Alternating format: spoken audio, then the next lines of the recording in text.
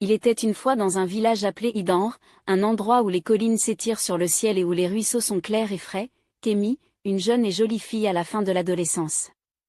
Le père de Kémi était maraîcher. Sa mère vendait ses légumes au marché, et son jeune frère, Rotimi, passait ses journées à courir après les chèvres dans les champs. La vie était dure, mais il s'en sortait jusqu'au jour où les choses ont pris une mauvaise tournure, son père tombant malade. Au début, ce n'était qu'une fièvre, mais la situation s'est aggravée. Sa respiration est devenue difficile et sa peau a brûlé comme du feu. Il n'avait pas d'argent pour acheter des médicaments, et les herbes que sa mère utilisait ne le guérissaient pas. Kémi voit son père perdre ses forces et son cœur s'alourdit de jour en jour. Un soir, après avoir été chercher de l'eau au ruisseau, Kémi s'assit au bord de l'eau. Le soleil se couche, peignant le ciel de rose et d'orange doux. Elle posa le lourd pot d'eau à côté d'elle et se mit à pleurer. Ses larmes tombèrent dans le ruisseau, se mêlant à l'eau qui coulait. Elle chanta une chanson triste, une chanson que sa mère avait l'habitude de chanter quand les temps étaient durs. Sa voix était douce, mais la douleur qu'elle exprimait était claire. Elle pleura et chanta jusqu'à ce qu'il fasse assez sombre et que les étoiles apparaissent dans le ciel, et finalement, l'épuisement l'emporta. Elle s'endormit sous l'arbre près du ruisseau.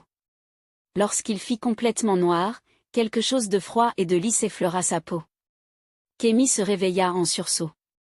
Un serpent glissait sur son corps, ses écailles scintillant à la lumière du soleil.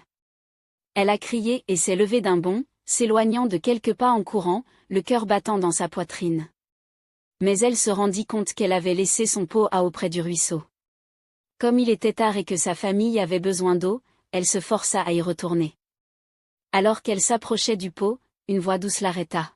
« N'aie pas peur, dit la voix. » Kémi se figea et regarda autour d'elle. Elle ne vit personne. « Descends ici, dit encore la voix. » Ses yeux se posèrent sur le serpent. Il la regardait, et elle réalisa avec stupeur que c'était le serpent qui parlait. « Tu peux parler ?» demanda Kémi, la voix tremblante. « Oui, » répondit le serpent. « Je m'appelle Ir. Je t'ai entendu pleurer et je voulais t'aider. » Kémi était trop choquée pour bouger. Elle n'avait jamais entendu parler d'un serpent qui pouvait parler. « De l'aide ? Comment un serpent peut-il m'aider ? » Elle était toujours accroupie près de l'eau.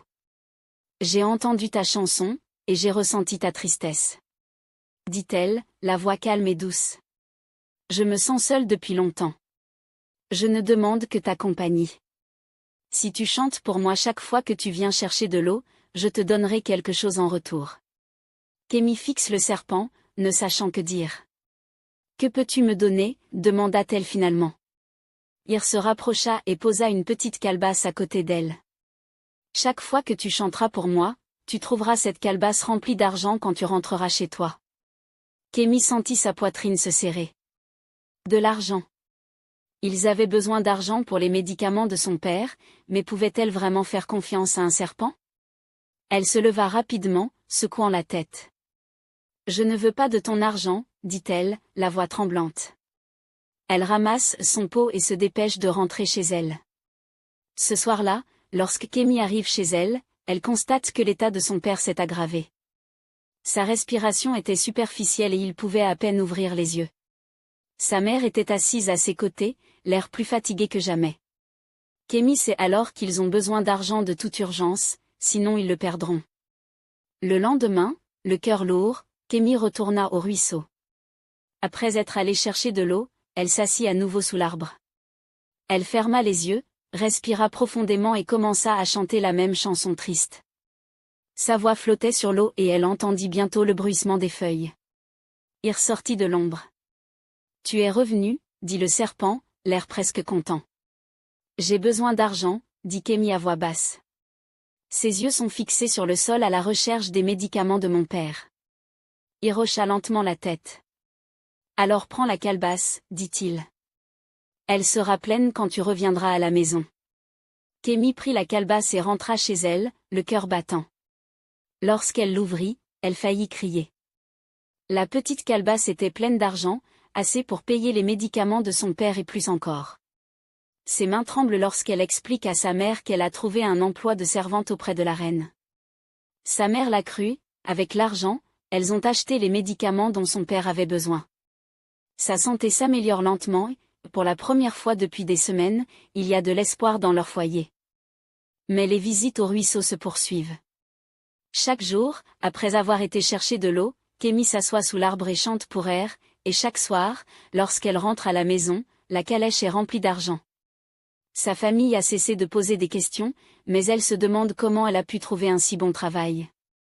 Un jour, cependant, la santé de son père s'est soudainement détériorée. Il était plus malade que jamais et les médicaments dont il disposait ne suffisaient plus. Il en fallait plus, et vite.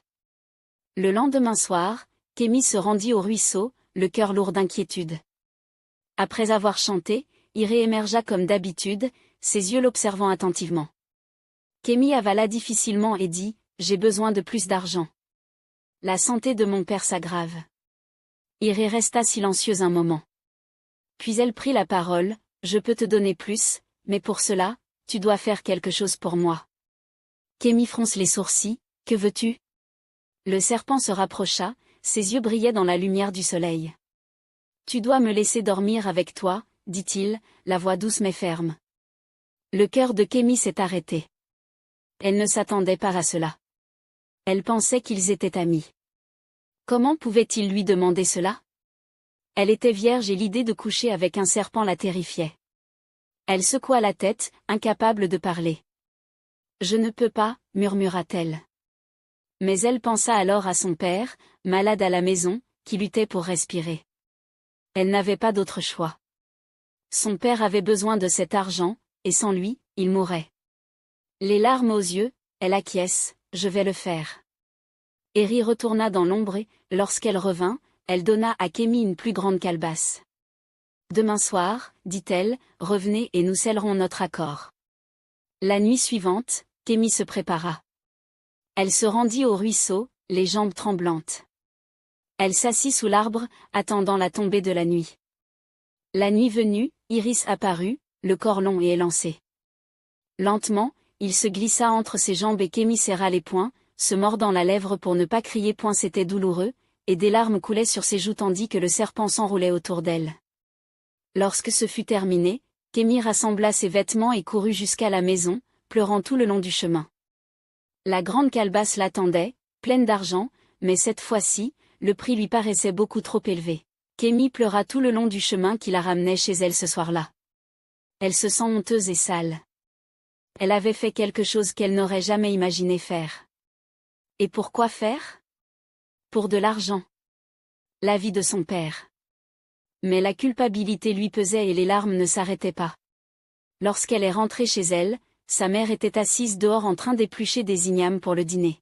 « Kémy, tu vas bien ?» demande sa mère, le visage marqué par l'inquiétude. « Je vais bien, maman » dit Kémy en forçant un sourire.